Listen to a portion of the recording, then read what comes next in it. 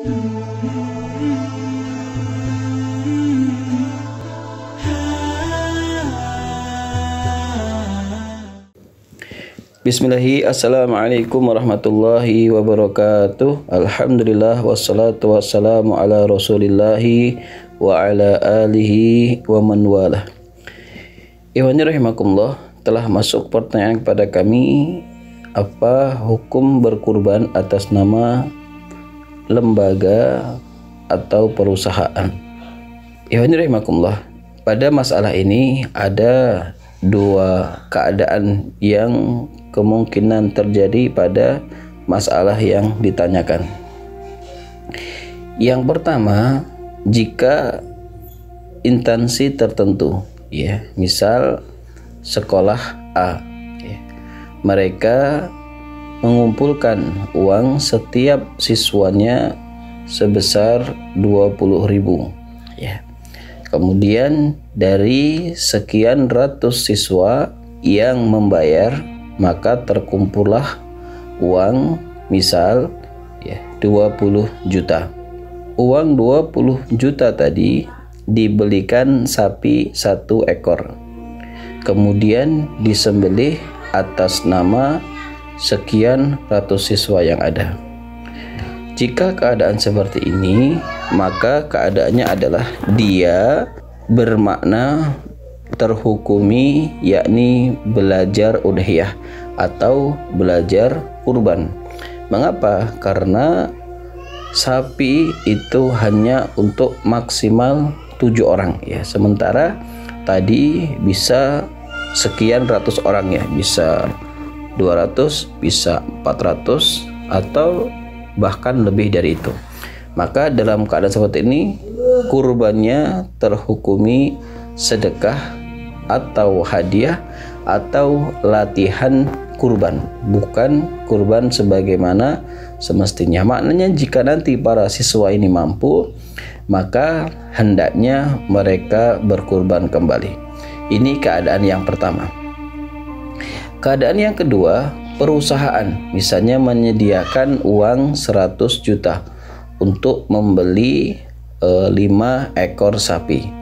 Dalam keadaan seperti ini, si perusahaan tidak bisa menyembelih, ya, 5 ekor sapi atas nama perusahaan, ya, karena nanti siapa yang berniat, nanti siapa mudhahi atau orang yang berkorban. Lalu yang baik seperti apa? Jika 5 ekor sapi, berarti perusahaan memerlukan 35 orang dari karyawan yang ada. Misal dipilih 35 karyawan yang berprestasi. Kenapa kita katakan 35? Karena 1 ekor sapi bisa diatasnamakan 7 orang, ya. Sementara sapi yang disembelih sebanyak 5 ekor, sehingga 5 kali 7 sama dengan 35. Nah, jika keadaan seperti ini, maka perusahaan menghadiahkan, saya ulangi, perusahaan tadi menghadiahkan 5 ekor sapi tadi kepada 35 orang karyawan terpilih, ya. Mungkin klasifikasinya ditetapkan oleh perusahaan seperti tidak pernah terlambat, kinerjanya bagus. Nah, kemudian perusahaan berpesan, Pak, bapak-bapak yang 35 orang terpilih ini kita beri hadiah, ya, untuk berkurban, uangnya dari perusahaan. Tapi sebaiknya motongnya di sekitar pabrik, di sekitar kantor, agar menjadi syiar untuk perusahaan kita. Nah, jika dihibahkan seperti itu, dihadiahkan seperti itu, hukumnya boleh. Bagi perusahaan, dia jatuhnya adalah memberikan hadiah atau sedekah kepada 35 orang yang ada. Sementara bagi 35 orang karyawan tadi, dia sah sebagai udhiyah. Mengapa perlu diatasnamakan kepada karyawan?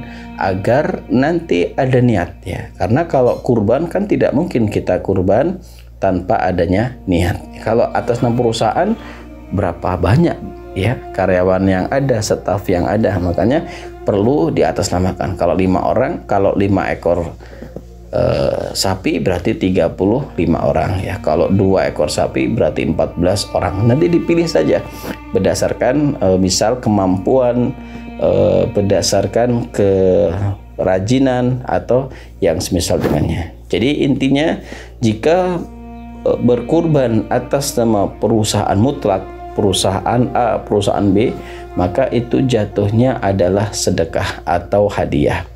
Nah, agar sah maka diatasnamakan kepada karyawan yang terpilih.